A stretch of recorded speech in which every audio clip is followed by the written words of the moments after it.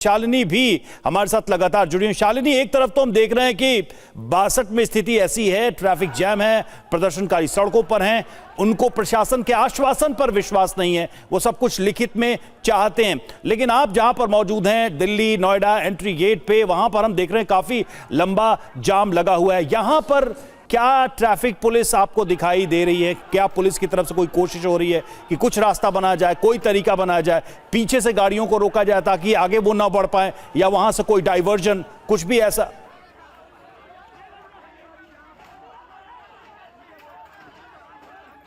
ये जो सामने की तरफ अगर आप सामने से जो गाड़ियां आ रही हैं वो मयूर विहार का मेन रोड है, जो कि आईटीओ से जो लोग नोएडा की तरफ जाते हैं वो सीधे रोड से जाते हैं, क्योंकि उधर पूरा ट्रैफिक बहुत ज़्यादा जैम था। इस वजह से लोग धीरे धीरे इस साइड में लेफ़्ट में लोगों ने ले लिया, लेकिन लेफ़्ट के हालात भी देख रहे हैं किस तरह से हैं। तो यहाँ पर आई तो थी, लेकिन वो मयूर विहार के मेन रोड पर ट्रैफिक पुलिस वहाँ पर आई थी और उन लोगों ने सिर्फ इतना बोला कि सामने का रास्ता चूँकि उनको जाम वो बंद करना था, इसके सामने जिधर से आप 15 के लिए जाते हैं, सेक्टर 15, तो वो रास्ता चूँकि उनको रोकना था, इस वजह से वो ट्रैफिक पुलिस वहाँ पर आई और उन लोगों ने अब सामने जाने से लोगों को रोका कि वहाँ पर प्रदर्शनकारी बैठ गए हैं, इसलिए उधर मत जाइए यहाँ से। इसलिए लोगों ने एक उम्मीद से इधर लोग मुड़े थे बाईं तरफ कि शायद यहाँ अंदर चिल्ला से होते हुए अंदर से मयूर विहार की तरफ से निकल जाएंगे, लेकिन यहाँ पर भी लोग घंटों से खड़े हुए हैं, तब जाकर इस तरह से गाड़ियाँ रेंग रही हैं। आप देखिएगा, आप दूसरी तरफ की मैं तस्वीर दिखा रही हूँ, हर तरफ सिर्फ और सिर्फ ट्रैफिक नज़र आएगा।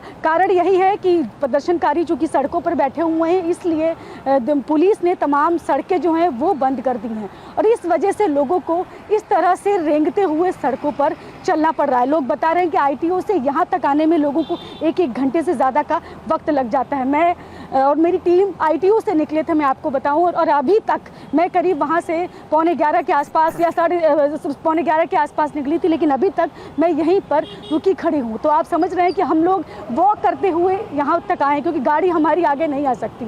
तो यही स्थिति बहुत सारे लोगों के साथ भी है। यहाँ पर जो लोग जा रहे हैं, हम लोग कोशिश करते हैं कि लोगों से बातचीत भी करते चले। क्या कहाँ से आप लोग आ रहे हैं, क्या कितनी दूर से आ रहे हैं और कितना? नोएडा ऑफिस जा रहे हैं। और ऑफिस जा रहे हैं? हाँ। तो कितना वक्त लगा?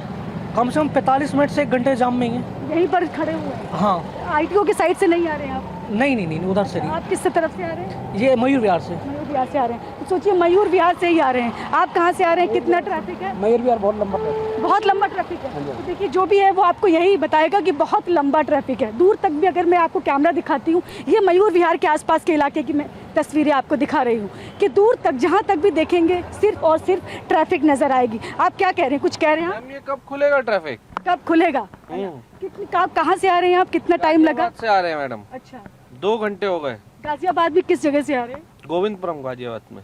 2 घंटा हो गया? हाँ। देखिए, ये गोविंदपुरम से आ रहे हैं और इनको 2 घंटे का समय लग गया यहाँ तक आने में। आपको कितना वक्त लगा? कहाँ से आ रहे हैं आप लोग? आप कहाँ से आ रहे हैं? आप कहाँ से आ रहे हैं? कितना वक्त लगा यहाँ तक पहुँचने में? मुझे 2 घंटे लग गए हैं। कहाँ से आ रहे हैं?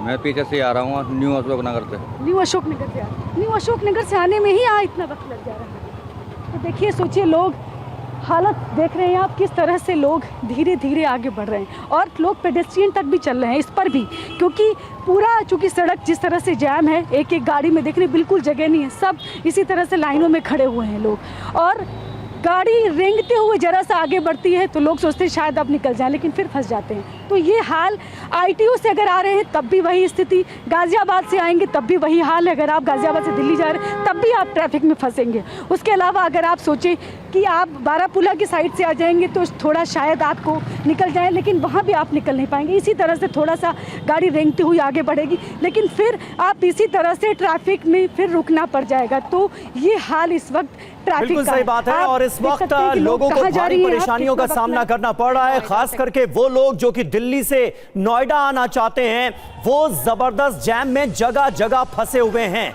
और ये प्रदर्शन अभी खत्म होने के आसार भी नजर नहीं आ रहे हैं, क्योंकि प्रशासन को जिस तरह से गंभीरता दिखानी चाहिए वो अभी नजर भी नहीं आ रहा है। और इन प्रदर्शनकारियों का कहना है कि कोई भी अधिकारी उनसे बात करने के लिए फेज 2 या बाकी उन जगहों पर जहां पर प्रदर्शन हो रहा है वहां पहुंचा ही नहीं है। अब आपको दिखाते हैं टीवी 9 संवाददाता जितेंद्र भाटी की एक और रिपोर्ट, जहां पर वो मौजूद हैं, वहां हालात कैसे हैं, देखिए जरा। इस वक्त हम मौजूद हैं नोएडा के सेक्टर 62 में। आपको तस्वीर दिखाएं तो निरंजन दिखाइए, पूरा जो रोड है आपको जाम नजर आएगा। उसकी वजह यह है जो मजदूर हैं वो यहाँ प्रदर्शन के लिए करने बैठ गए हैं। उनकी मांग है उनकी सैलरी बढ़ाई जाए, ओवर टाइम को डबल किया जाए। शुरुआत इसकी नोएडा फेज 2 से हुई थी, लेकिन अब देखिए यहाँ सेक्टर 62 में भी तमाम जो मजदूर बैठ गए हैं वो कह रहे हैं कि सैलरी जो है वो बढ़ाई जाए, 25-26 हज़ार के साथ ही ओवर टाइम को डबल किया जाए। बात करते हैं किस कंपनी से आप ये बात करें। देखो मैं अपोलो कंपनी से हूँ, लेकिन क्या है कि यहाँ पे सभी की मांगों को लेकर मैं बैठा हुआ हूँ। और देखो हम यहाँ बैठे हैं, चोर डकैत लुटेरे आतंकवादी तो है नहीं, हम सभी मध्यम वर्गीय परिवार से आने वाले लोग हैं जो 400 से 500 किलोमीटर दूर को अपने घर परिवार को छोड़कर नोएडा में पड़े हुए हैं। लेकिन ये कंपनी के लोग हमारे साथ भेदभाव कर रहे हैं, शोषित कर रहे हैं। और जहां एक और केंद्र और प्रदेश की भाजपा सरकार सबका साथ, सबका विकास और सबके विश्वास की बात करती है, वहीं इसी सरकार में हमारे साथ भेदभाव किया जा रहा है, हमें शोषित किया जा रहा है। ये किस तरह का भेदभाव है? सैलरी कम है, क्या है वो बताइए। सैलरी 12 से 13 हज़ार में कौन काम करेगा? 400 से 500 किलोमीटर अपने परिवार को छोड़कर केवल कितना देते हैं? और वो भी 12 से नहीं, 15 से 18 तारीख को हमारी सैलरी टाइम डबल भी लिखा हुआ है, वो क्या है? हमारी सैलरी उस तरीके से डालना है जैसे हम भीख मांग रहे हो। यहाँ महिलाएं भी कुछ हैं। आप किस कंपनी में काम करते हैं? सर जेट टाउन में। क्या मांगे आप? सर पहले हमारे सीनियर को यहाँ बुलाया जाए, हमारी बातें जो रखी उनको भी दिखाया जाए। पब्लिक यहाँ से 4 बजे से खड़ी है, वो क्यों नहीं आ रहे हैं निकल के, क्यों नहीं सुन? दिक्कतें बताइए, क्या क्या दिक्कतें आपकी? हमारी बहुत सारी प्रॉब्लम है सर। पहली प्रॉब्लम ये हमारी सैलरी नहीं बढ़ाई जा रही है। दूसरी प्रॉब्लम ये है कि मैन पावर को बहुत परेशान किया जाता है, टारगेट मांगा जाता है, लेकिन कभी पैसे की बात आ जाए तो वो चीज पे नहीं सुनते कि सैलरी मैन पावर की बढ़ाई जाए। नहीं, सबसे दिक्कतें चल रही है। 1 साल हो गई सर। आप बताइए, आप कौन सी कंपनी में काम करते हैं?